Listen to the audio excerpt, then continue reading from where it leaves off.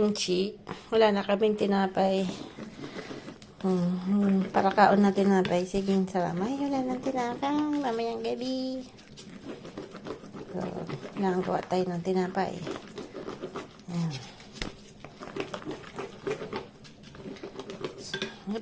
Tinapay ulit.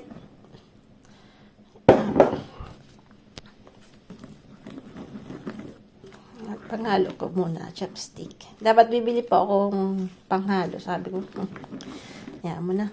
Gumagana naman yung chopstick, di ba? Sayang naman, bibili na naman.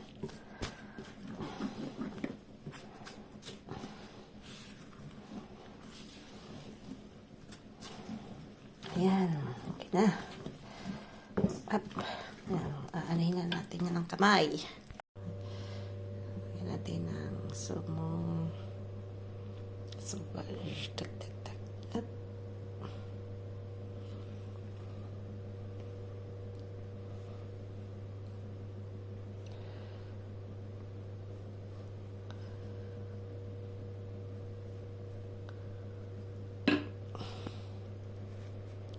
Permit na si Sam. Permit na si Sam. Permit. C'est qui dit que j'ai eu mon permis de... C'est bien ça. Permit. Je vais prendre mon permis. Et c'est sympa. Ah ouais. Et là, c'est pareil, là, tu l'as eu aussi. Hein? Là, toi aussi, il l'a eu. Ouais, il l'a eu aussi. Ouais. Vous étiez combien sur le bateau tout à l'heure? Lui, il avait raté son code. Du coup, il a remplacé son code. Mais il faut passer quand même la conduite. Ouais, tu peux. Tiyan. Ah ouais? Ah, je pensais Permit qu'il fallait is vraiment good. le code avant d'avoir, hein. Namumulaklak na yung mga peaches, oh. Peaches. Tinanggal na namin yung, yung kanapan ng sayote. Gagawa kami ulit ng bago. Kasi, hindi siya matibay na po. Lalagay natin dito. Hindi namin alam kung anong, aanahin namin. Lalagay. Iniisipan pa ni Frank. Sobrang init today. Si Frank. Dinadali ni Frank doon.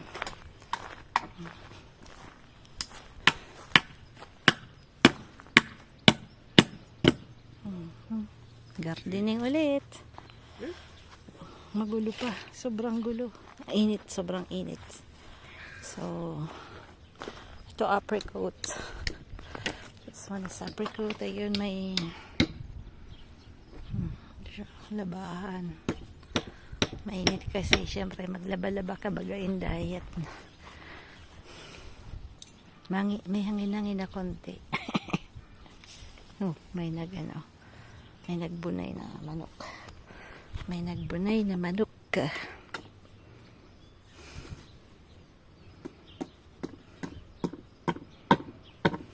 Butay ng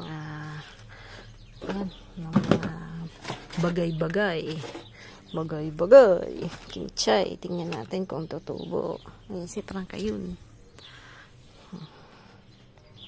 Ano lang tayo? Soup. Fried rice.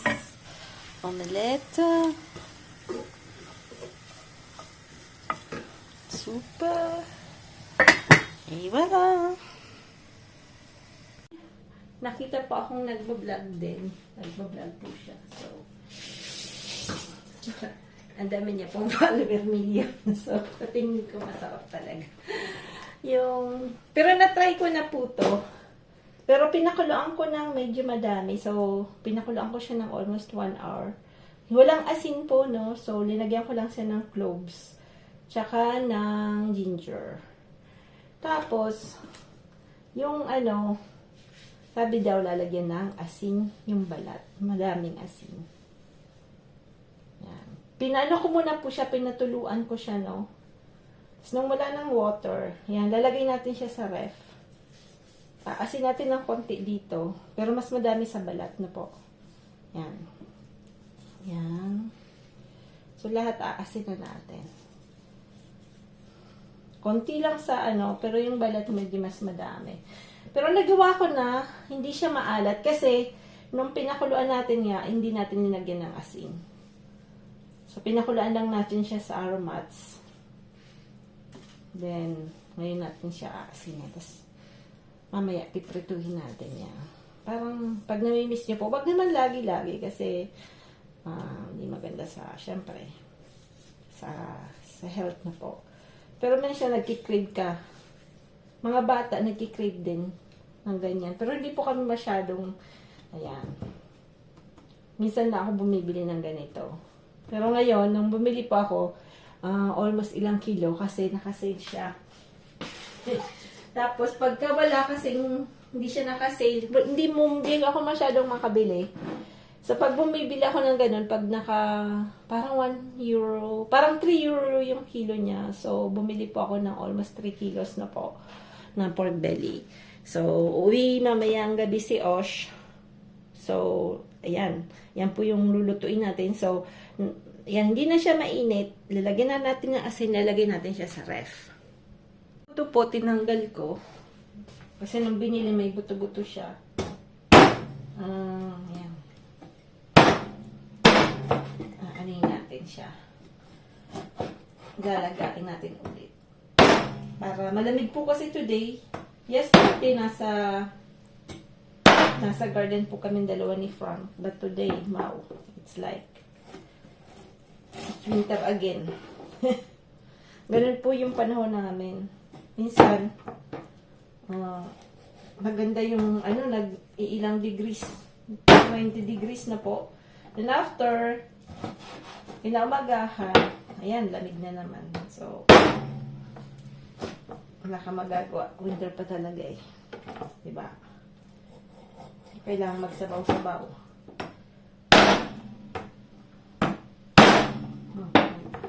Nagpapagting-pagting baga.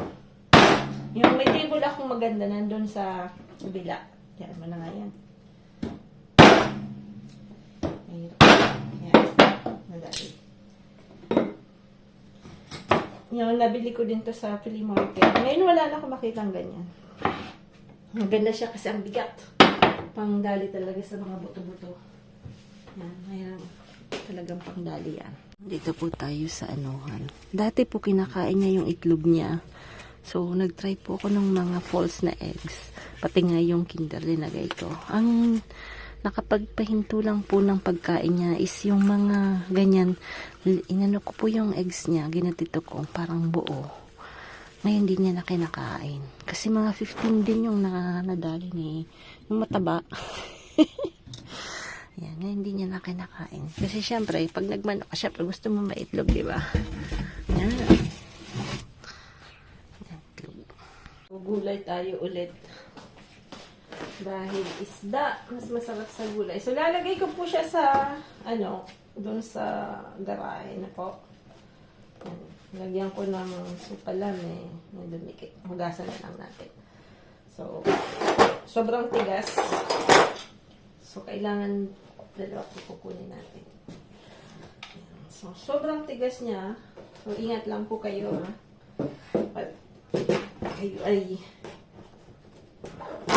yan. Ay.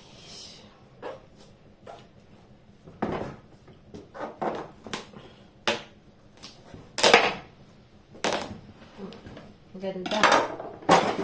So, yung balat niyan po ay hindi ko tinatapon dahil niluluto ko po para sa mga manok natin na po. So, yung inano ko lang siya, na-half cook ko lang. Tapos kinakain nila po yan. Pero yung seeds, hindi ko na-try na pakainin. Kainin nila, no? So, let's see. So, ang gagamitin naman natin isa. Gamit tayong koleksyon na ano po.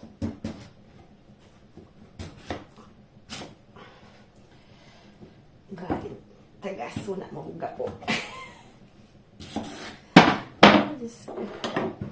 Minsan ang kitchen ay pagkukuking ay exercise.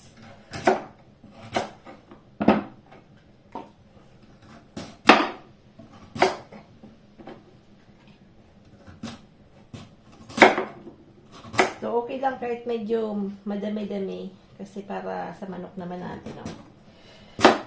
So, nung yun nga po yung kwento ko, yung isa nating manok, nagkaroon po siya ng problem sa calcium. So, ang nangyayari, mabilis makrack yung eggs niya. Kaya natikman niya one time kasi hindi ko nakuha agad.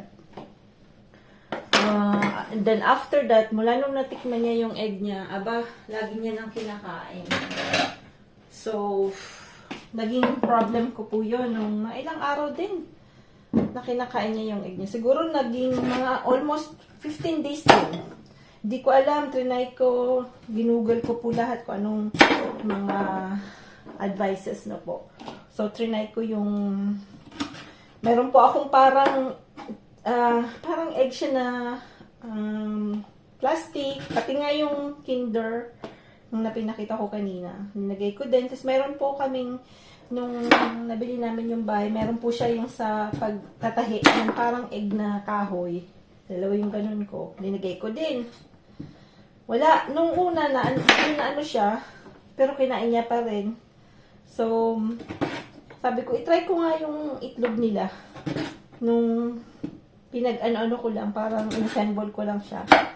Mula noon, nilagyan ko ng madami na po yung itlogan. Mula noon, hindi niya na kinakain. So, almost 1 week na hindi niya kinakain. But every morning, binibigyan ko po sila ng protein food na po sa mga tira-tira namin mga nakanin, may lamit, ganon. Pinapakain ko. So, para sabi ko, busog bago mag-itlog. Ewan ko kung ano yung gumana, but yun po yung ginawa ko. Tapos nag-stop na po siyang yung isa lang naman. Pero hindi niya kinakain yung egg nung isa. Yung egg niya lang kinakain niya. Pero ngayon nga, 1 week nang stop. So, I'm so happy. Kasi, malaki ng itlog niya. Tingnan niyo po. Yan. Dati, isa-isa lang, imaginein mo. Yan. So, laki pa naman ng egg niya. Yan. So, ngayon, nakakaipon na ulit tayo ng egg. Kasi dalawa na lang, diba? So, ayaw na namin magmanok ulit. After stop na po kami. Kasi, iniisip namin pag uwi ng Pinas, sino yung mag-aalaga. Ayun po. Natin, nugasan ko na po. Tapos, yung car sa Pinas, bili natin ako sa Pinas. Napalagyan po namin ng top-load kay Kuya. So, para pag uwi namin sa June, may top-load na yun. Kasi ang ano po ng MUX is that, diba 7-seater po siya, no? So, pag ginamit niyo po yung 7-seater, wala na masyadong lalagyan. Konti na lang.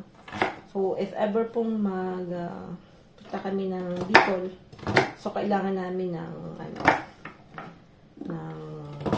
top-load. Kasi syempre, baka maraming mabili tayo din ng mga pagkain. Joke.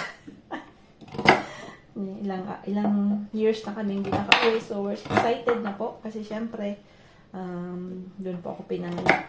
At sanay po ako sa food ng sa Bicol na marami pong namimiss, no? Pili, lahat ng mga kakanin doon.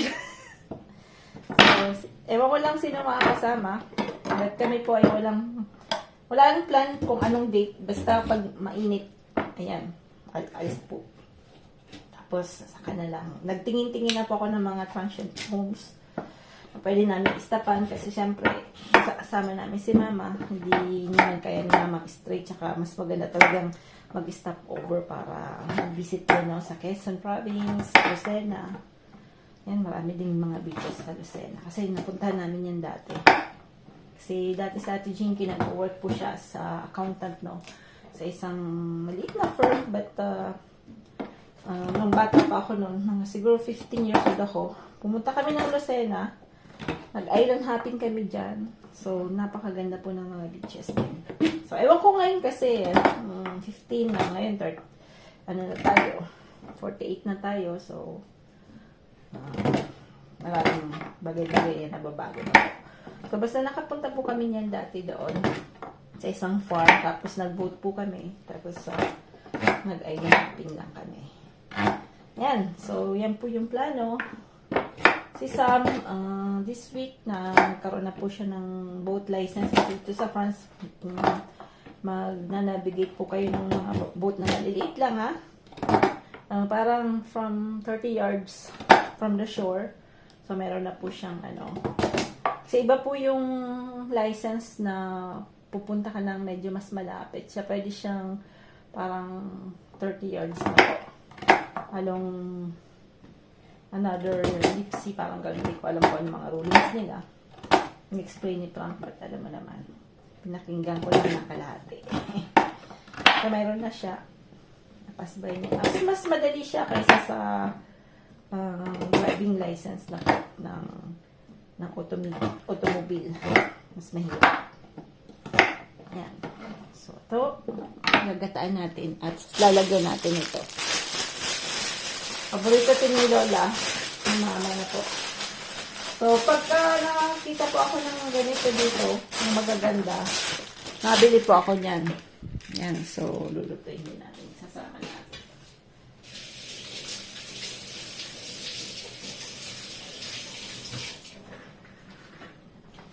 So, kasi magbabago tayo ng chili ulit. Si Manay Timi mayaman sa kutsilyo. Ayan. So, ganyan lang ang paghiwa niya.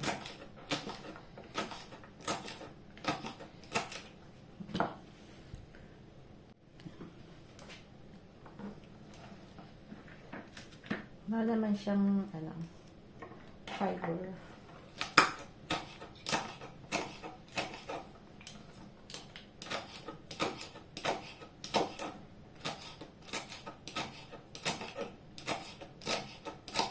So,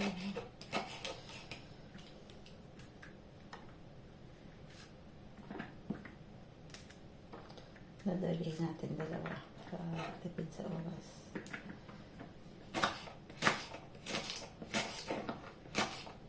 Yan. Sarap po siya. Pag makita nyo pong ang ganda ng kulay, bilhin nyo na po. Kasi minsan, matagal din sa mga hyperstores, no? So, pag makita nyo very fresh, pag ganyan, green na green, parang crispy pa siya, bumibili po ako. Wala ako everyday ng clove water na po. So, pinapakuluan ko siya. Then, ayan, iniinom po natin everyday. Po, medyo papadapain natin to. Ano po to, mackerel. So, mackerel na isda. So, pwede natin siyang hatiin dito, no? So, maganda. Hindi pa siya malinisan. Yan. Siyempre ako, kinakain natin yung ulo. So, yan. Pwede mong tanggalin yung ano yan. Yan. Yung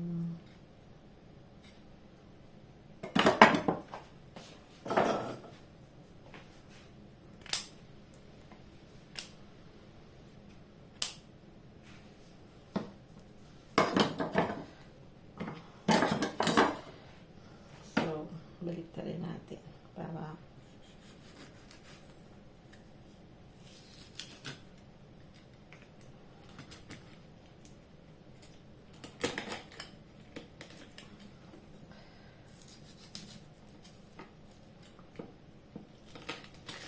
babadiin natin.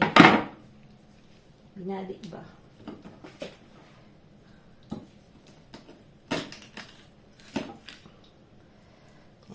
Parang babadi.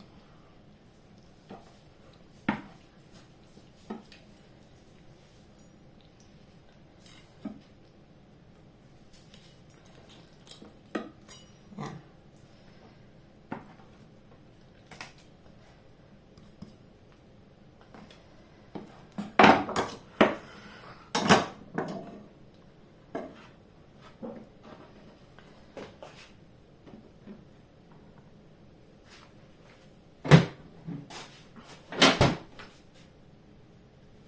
Lagyan natin siya ng konting aromats.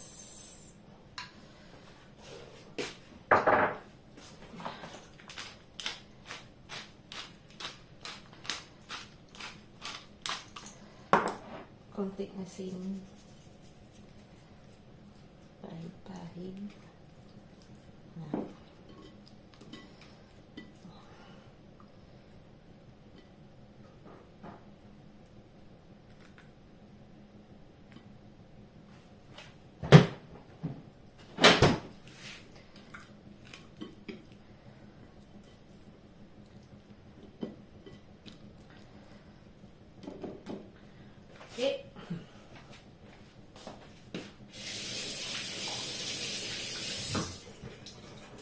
lalagyan din natin ng konting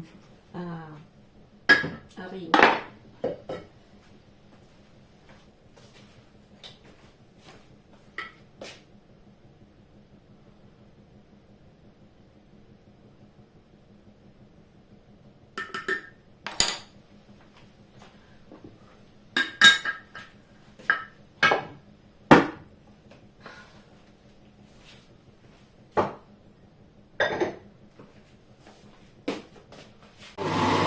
Yan po yung ano natin, pampalasa sa gulay, no? So, hindi ko na po nilagyan ng shrimps para mabago naman.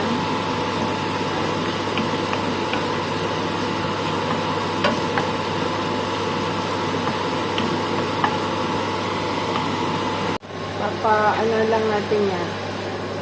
Nalagyan natin yung ano yun.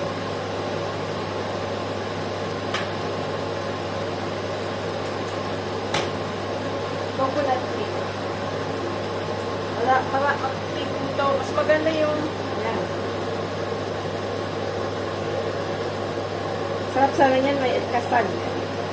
Kaya lang, wala tayong makitang kasag.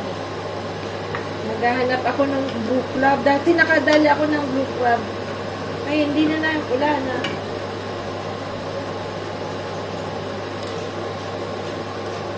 Takpan lang natin yan. Saka natin lalagay. Mabilis lang po itong, yung puro pagulong na yan. Puro pagulong ba tayo dyan? Hindi yata. Hindi ito yung puro pagulong. Dito tayo. Tulog ang ating.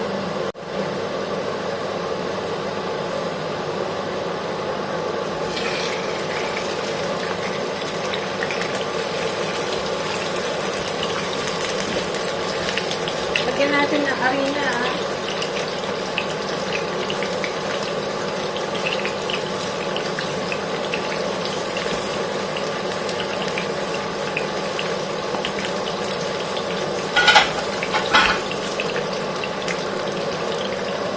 Kimchi natin. Ganyan po siya kaganda. Ayan. So, kukuha tayo. Kimchi. Paborito ng isam. Balik pa rin na natin.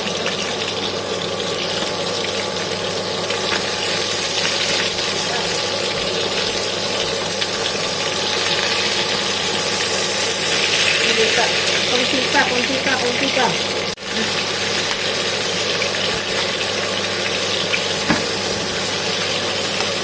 Ay, putok.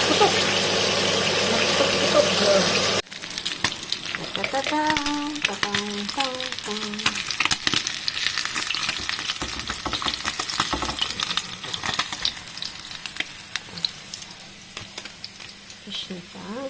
Then after, syempre, gulay.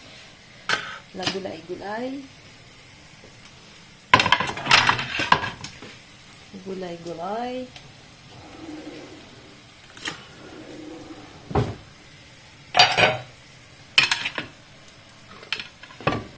The gulay. Sili. Sili. Fish. And then, kimchi. Yan po yung inasin na natin na konti. Pipretuhin na natin. Tingnan natin kung nung dati po lagyan ko ng konting harina, hindi masyadong pumisik. Kasi parang kala mo pumuputok talaga eh.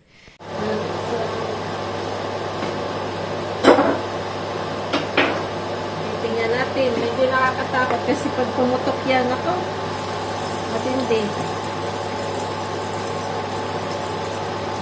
So, nilagyan ko ng konting asin yung mantika. So, hinati-hati ko na.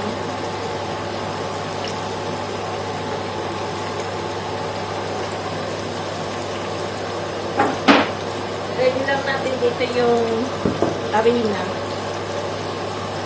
Nabagay ako isa.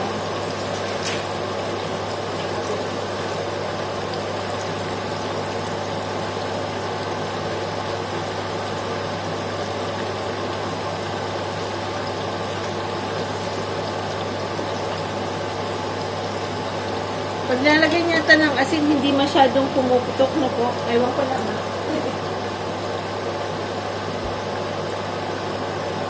Sinundo po ni Frank si Osh. Hindi ako sumama.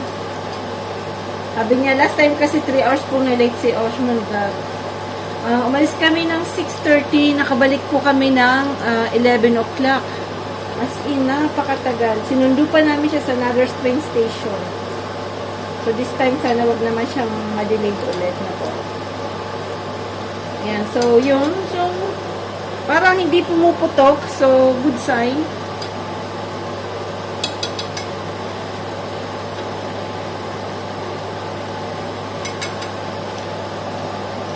Ano pong pumutok. So, lalagyan natin ng konting arena. Last time, ganun ginawa ko. Ayan. Tingnan natin kung magkukuntin yung pumutok. Putok pa din yata. Natatakot ako. Kaya hindi ako masyadong nagluluto ng ganito kasi dapat talaga air fryer na po.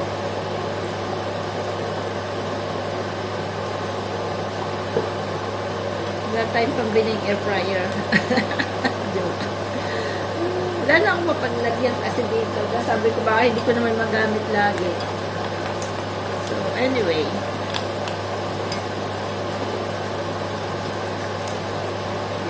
So, hindi siya pumuputok pa. No, puputok na rin yan. Pumuputok-putok na po. Nakakatakot. Ayan na si Sam.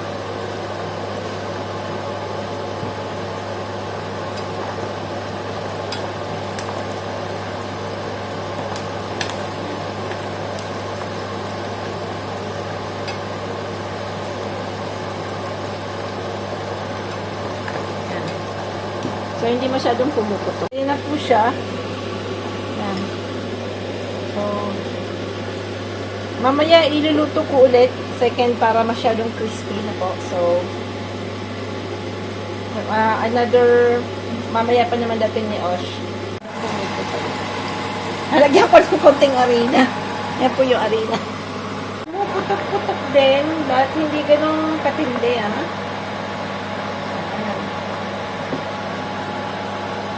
Kaya lang medyo maalat po So, I mean, hinay-hinay lang sa asin Napadamihan ko yung asin. So, medyo maalat siya. So, not very good for the health So, tingnan natin mamaya. Ano ko ulit yan? Mamaya, kukuk natin ulit. Nang mabilisan lang. Sa mainit na mainit. Pala ako ng tinapay. Yan po. Gawa tayo ulit ng tinapay. Pauwi si Osh. May tinapay. May yan, paborito niya yan. Pizza, day to day. Pizza, yan si Oz. Apre, yan po yung ginawa nating dough na pizza. Kaya lang wala kaming creme fresh. So, ang gagawin ko po ay fresh tomato with some garlicky and olive oil. Yan. Mais Ospit. not very clean. Ay. Tinikman. Tinikman ni Os, Say hi to Lola, Os. Hi Lola. Ça fait pas. Say hi, Lola, to Os. I'm cooking guacamole. Looking It's guacamole. not cooking but preparing. Ay fresh tomato na may parsley, na may garlic and olive oil. Yan, so that's 10 bucks. Ito yung kay Sam. Si Sam kasi hindi masyado. So, lalagyan natin yan ng pancetta at ng ham na mountain ham. So, yan po yung kanya. Then, kami lalagyan din namin ng 1/4 ng anchovy. Okay. Anchovy. Ayan na. So, homemade dough. And then, this one is with pancetta and zambomba. With Roquefort. Roquefort, no? Ouais. Roquefort. Roquefort's like Sally. Ang bango. Ang bango na naman.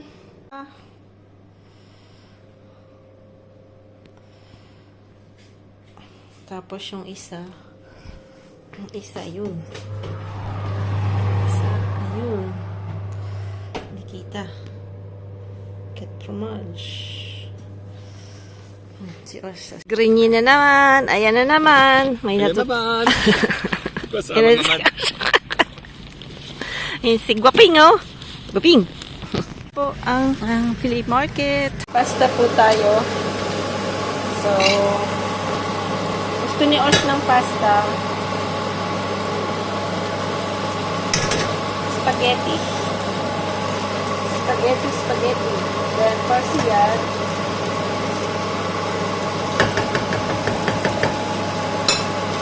Then, chorizo.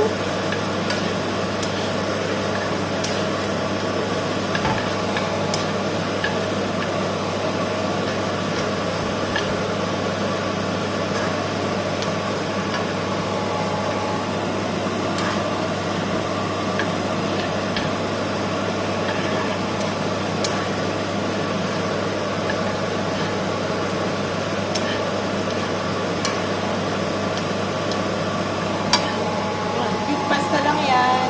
Like fish. Shrimp. Pasta.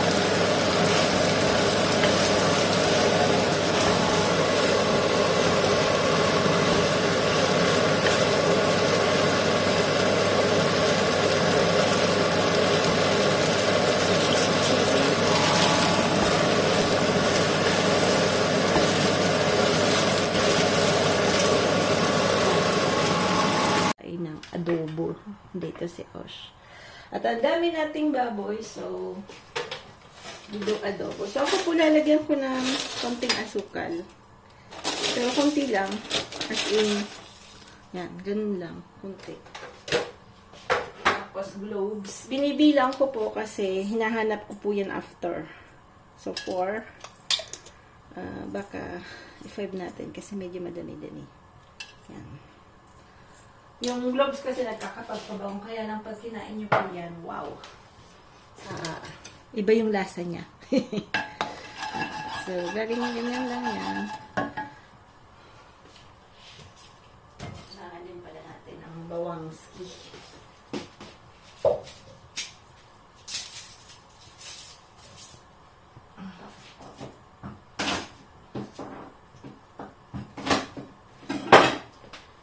Yan, bawang. Pagka, ano na siya. Saka natin lalagay yung babi.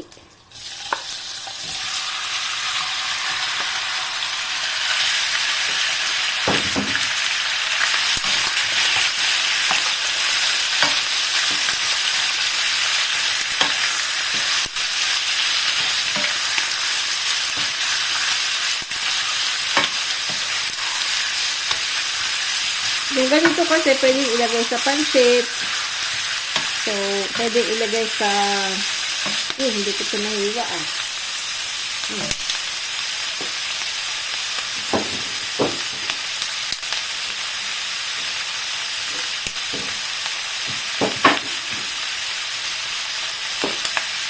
Yan. Pwede siyang pang pansit. Pwede pag nagawa tayo ng empanada, ano po. Parang asado. Magiging asado siya.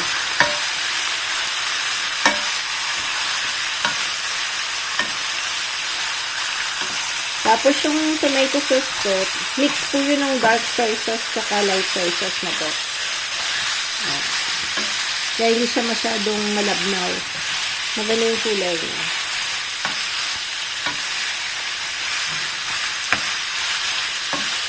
Medyo ano yung muna natin sa gagawin na yun.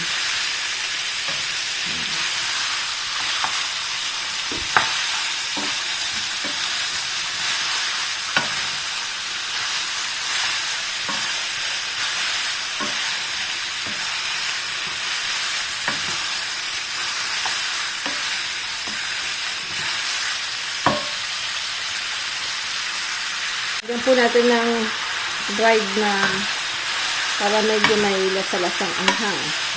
Facultative naman yan. Pag hindi kayo, pag may mga bata, kami po kasi, kaming 4, mahilig sa maanghang. So, pag may bata, wag. Ang ayaw ng maanghang ano po.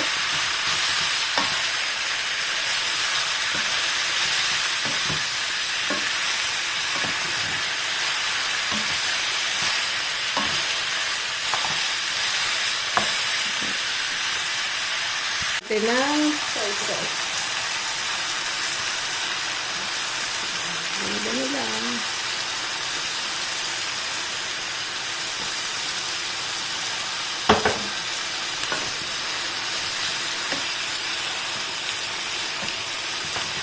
Dapat matulahot siya. Matulahot pa.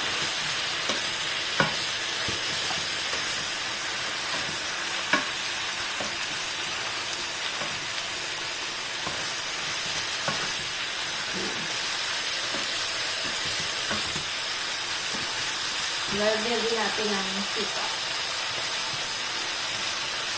Ayan.